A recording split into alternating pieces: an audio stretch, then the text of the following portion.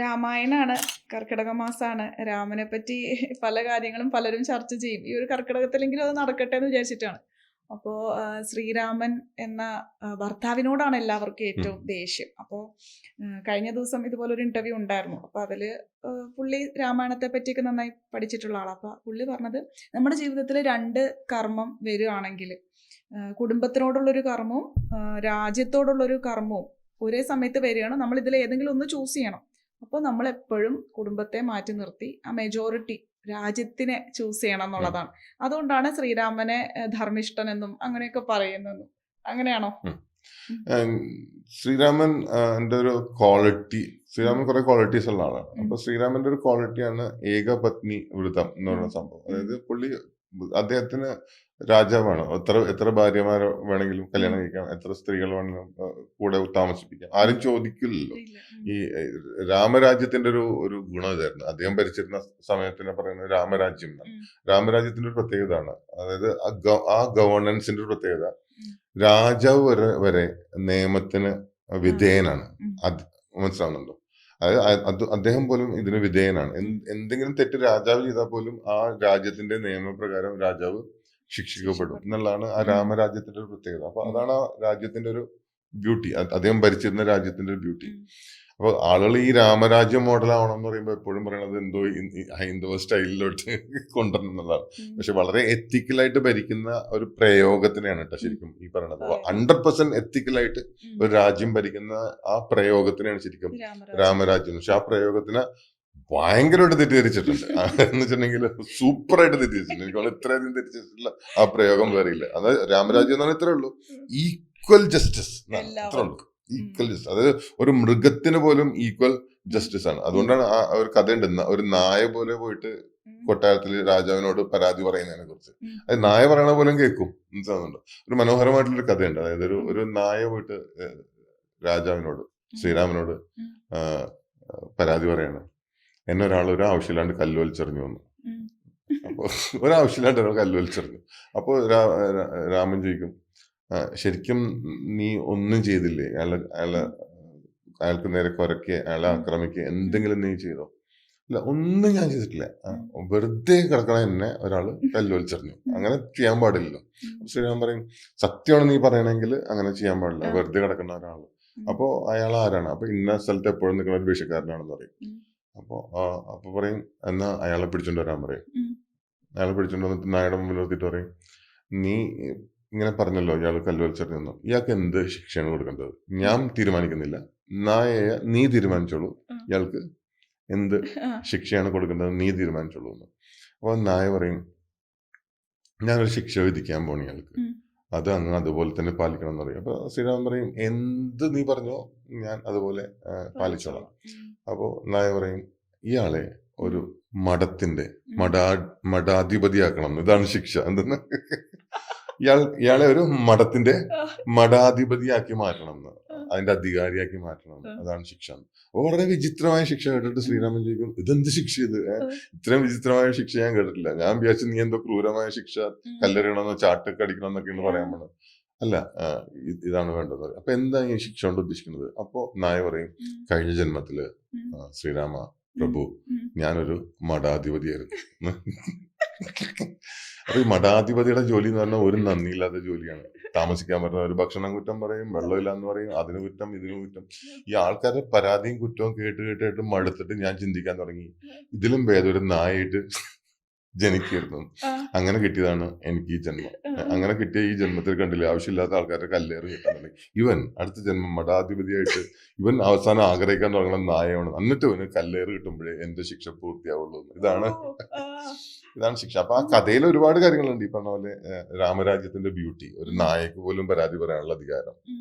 കഥയിൽ ചിലപ്പോൾ കുറച്ചെപ്പോഴും കൂടുതൽ പറയുമെങ്കിൽ ഉണ്ടാവും. പക്ഷെ നമ്മളതിന്റെ ഒരു എന്ന് വെച്ചാൽ കർമ്മത്തിൽ നിന്ന് ആരും മോചിതനല്ല എന്നും കൂടിയാണ് ആ കഥ കൊണ്ട് നമ്മൾ ഉദ്ദേശിക്കുന്നത്. മനസ്സിലാവുന്നത്.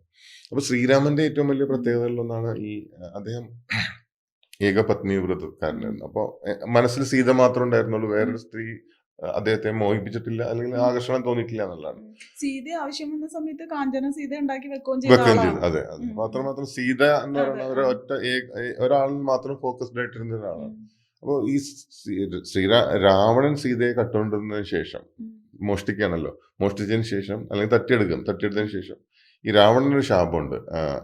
അന്യ സ്ത്രീയെ അവരുടെ അനുവാദം ഇല്ലാണ്ട് സ്പർശിച്ചാല് തല പൊട്ടി തെറിച്ചു പോയി, കത്തിച്ചാമ്പലായി പോയി, അങ്ങനെയൊക്കെ എന്തോ സംഭവം വരുന്ന ഒരു അവസ്ഥ ആർക്കുണ്ടായിരുന്നു?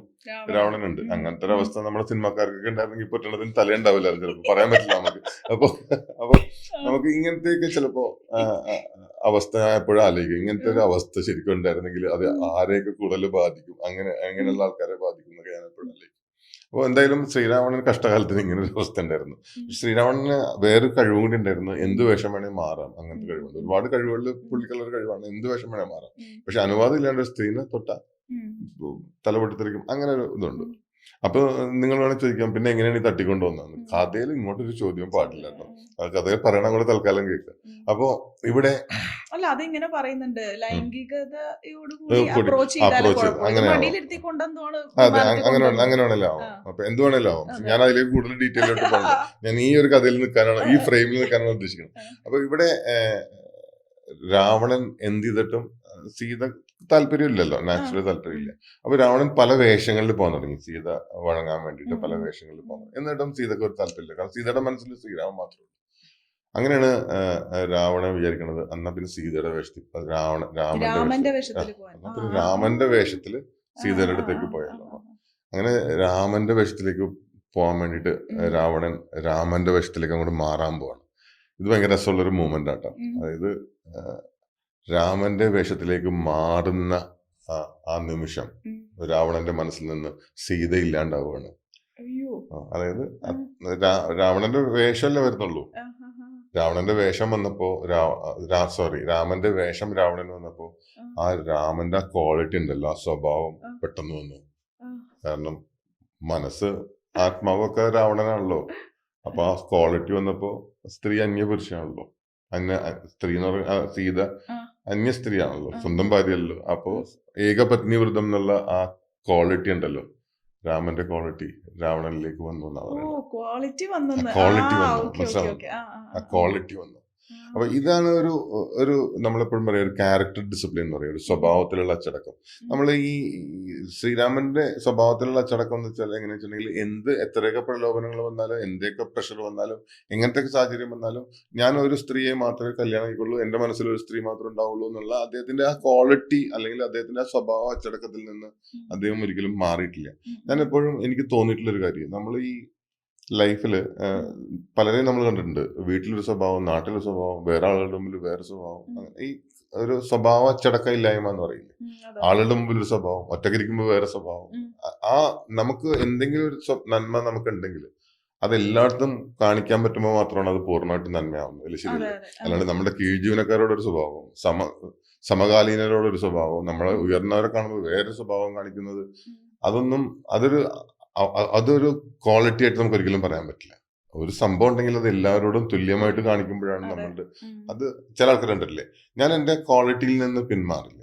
ഈ അടുത്ത് നമ്മൾ വളരെയധികം ഒരുപാട് വൈറലായിട്ടുള്ള ഒരു വീഡിയോ ആണ്. ഒരു കെനിയക്കാരൻ മാരത്തോൺ ഓടുമ്പോൾ ഫിനിഷിംഗ് ലൈൻ തെറ്റിദ്ധരിച്ചിട്ട് അയാൾ ഓട്ടം നിർത്തിയപ്പോ പുറകിൽ വന്നൊരു സ്പെയിൻകാരൻ സ്പാനിഷിൽ എന്തോ വിളിച്ചു പറഞ്ഞാൽ അയാൾക്ക് മനസ്സിലാവുന്നില്ല, വഴി ആയിട്ടില്ല, ഓടൂ. അവസാനം ആ സ്പാനിഷുകാരൻ പുറകിൽ നിന്ന് തള്ളിയിട്ടാണ് ആ കെനിയക്കാരനെ ജയിപ്പിക്കുന്നത്. ഭയങ്കര വൈറലായിട്ടുള്ള ഒരു വീഡിയോ.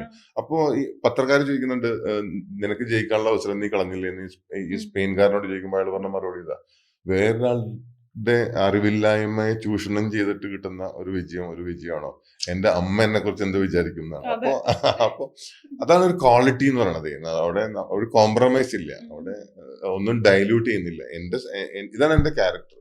എന്ത് നല്ല അവസരത്തിന് വേണ്ടിയിട്ടും ആ ക്യാരക്ടറിൽ നിന്ന് മാറാൻ ഞാൻ തയ്യാറല്ല എന്ന് പറയുന്നത് ഒരു ഭയങ്കര വലിയ ക്വാളിറ്റിയാണ്. അതായത് എന്തൊക്കെ പ്രലോഭനങ്ങൾ ഉണ്ടെങ്കിലും, എന്തൊക്കെ നേട്ടങ്ങൾ ഉണ്ടെങ്കിലും, എന്റെ ക്യാരക്ടറിൽ നിന്ന് മാറാൻ ഞാൻ തയ്യാറല്ല എന്ന് പറയുന്നത് അതൊരു ക്രെഡിബിലിറ്റിയാണ്. അങ്ങനെയുള്ള ആൾക്കാരെ നമുക്ക് വിശ്വസിക്കാൻ. മര്യാദ പുരുഷോത്തമൻ മര്യാദ, എക്സാക്ട്ലി.